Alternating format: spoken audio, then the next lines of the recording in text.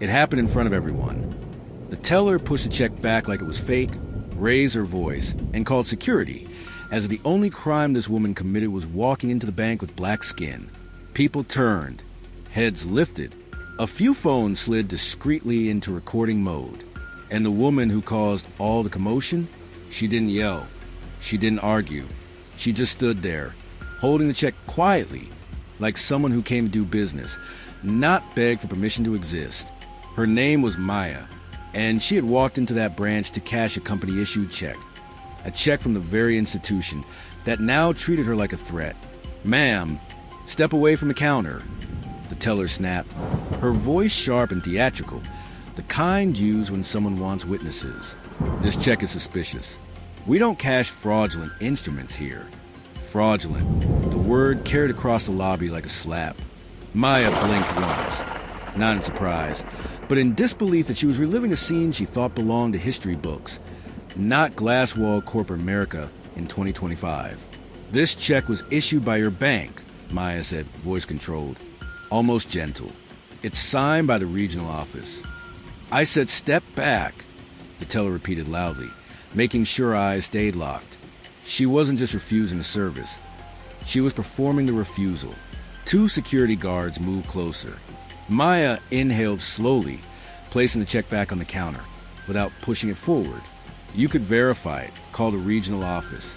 That's standard procedure." The teller gave a short, mocking laugh. "I don't need to call anyone. I can tell what I'm looking at." "You can tell what you're looking at." Meaning, a black woman with a check too large to make sense in her hands. "Escort her outside," the teller told security, casually, like assigning a chore. One of the guards hesitated. "She hasn't done anything." The teller leaned over the counter, eyes narrowed. "Are you refusing to follow protocol?" "She presented a fraudulent instrument. Do you want me to file a misconduct report on you too?" "That did it." The guard stepped forward. "Ma'am, I'm going to have to ask you to step outside until this is resolved." Every face in that bank became a silent jury. A white woman near the deposit forms whispered, "Oh my God," as though she had witnessed a crime unfold. A man in a navy coat muttered, "Figures." A young employee near the glass offices lowered her gaze like someone ashamed by association. And still, Maya didn't raise her voice.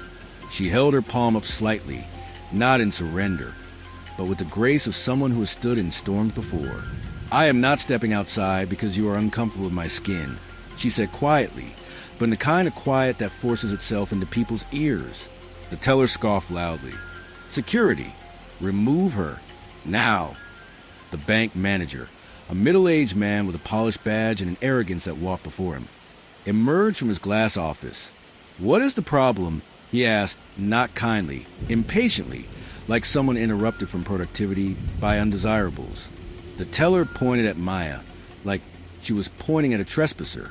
She brought in a fraudulent check and is refusing to leave the premises. That word again, fraudulent. No verification, no call, no process, just accusation, assumed truth enforced. The manager didn't ask a single question, didn't glance at the signature, didn't request an ID, didn't inquire about policy. Instead, he turned to security and said without hesitation, "Escort her out and flag her name in the system if she refuses." Flag, like a criminal, like a threat, like a contagion. Maya looked at him a long, steady second, the kind of look a person gives when they already know what comes next. Humiliation first, apology later, if at all. But what the teller and the manager didn't know, what no one in that lobby knew, was that Maya wasn't just a random customer walking in with a large check. She was walking into her own branch. They just didn't recognize her yet. Maya didn't move when security edged forward. Instead, she slowly reached into her bag. Not with fear, not with panic, but with the precise calm of someone retrieving a weapon made of paper and authority. She slid out a black leather portfolio and placed it flat on the counter, then opened it. Inside was an embossed access badge, metallic, reflective, bearing her photo, her name, and her title. Maya Lawson, Regional Director, Northeast Corporate Operations Division. The teller's face didn't change immediately. It took a moment, like her brain had to translate what her eyes were seeing into a language she didn't want to understand. Maya finally spoke, not raised, not emotional, surgical. "You refuse to verify a check issued by my office and attempted to have me removed from a bank I oversee." The words landed differently now. Different because suddenly she had rank. The manager, suddenly stiff, took a step closer, eyes darting between the badge and her face. This must be some mistake. "Why didn't you?" Maya cut him clean. "I waited to see how you treat people who don't look like they have power." The teller's voice lost its earlier theater. You should have said who you were." Maya tilted her head, gaze razor sharp. "So, dignity must be earned by announcing status first?" Silence. She turned to the manager. "I will be speaking to corporate HR and compliance before I leave this building. For now, I want your employee ID, hers, and a printed incident report of what just happened in front of witnesses." The teller swallowed, visibly. The manager tried damage control. "There's no need for escalation. We apologize. We can cash your check immediately." Maya didn't blink. "You didn't deny service. You criminalized me." Eyes in the lobby, the same ones that watched her humiliation, now watched the undoing of it. The same security guard who was ordered to drag her out, now stood still, watching justice rearrange the room. The teller slowly wrote her name on the incident form, hands trembling. The manager handed over his card with both hands, like someone surrendering a weapon. Maya took neither apology nor softness. "I will send report to corporate before the close of business today," she said, sliding her portfolio shut. "And I will be returning to this branch in 2 weeks, unannounced, to audit staff conduct." That broke them. 2 words hit harder than anything else. Unannounced. As Maya turned to leave, the teller called after her, weakly, "Ma'am, will you still cash the check?" Maya looked back. "Just once. I don't cash company money at branches that treat black customers like criminals." She walked out, leaving the room full of people staring at the teller, who had just humiliated herself, not her target.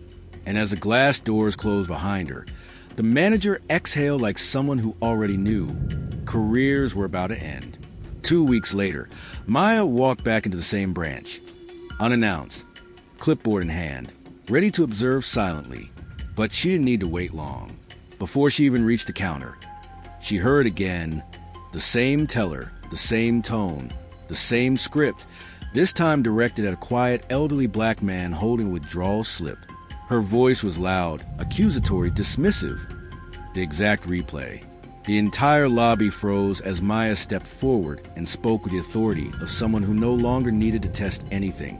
"Stop speaking. This branch is now under immediate compliance review, and your access to that terminal is revoked as of this moment."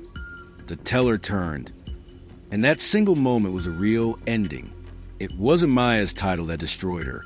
It was the fact that she repeated the same discrimination in front of the one person in the entire company who had the power to end her career permanently. Security didn't escort the black man out this time. They escorted her, and Maya didn't raise her voice.